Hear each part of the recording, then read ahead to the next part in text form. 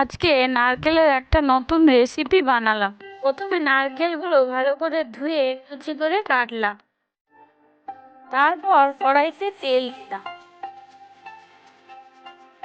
তেল গরম হলে আগে থেকে কেটে রাখা পেঁয়াজ কুচিগুলো দিলাম।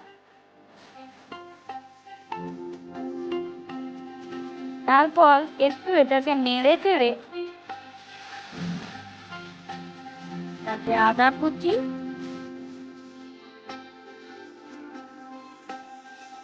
অল্প পরিমাণে রসুন কুচি, অল্প পরিমাণে লঙ্কা কুচি দিয়ে নাড়াচাড়া করলাম।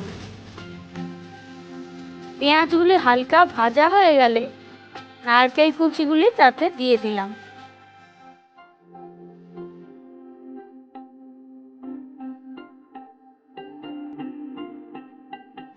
তারপর একটু নাড়াচাড়া করে অল্প চারমগজ দিলাম।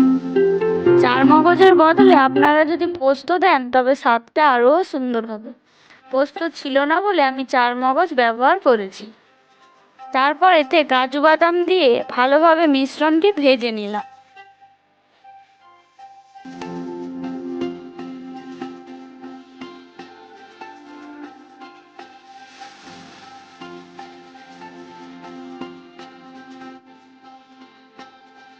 ভেজে নেওয়ার পর একটা মিক্সিং জারে ঢেলে নিতে হবে।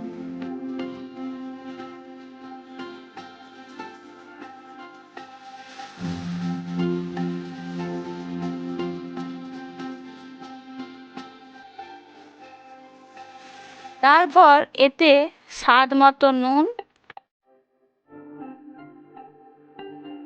অল্প পরিমাণে তেঁতুল দিয়ে দিলাম।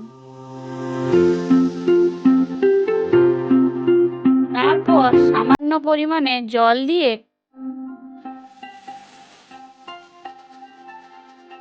মিক্সিং জারে ভালোভাবে ঘুরিয়ে নিলাম।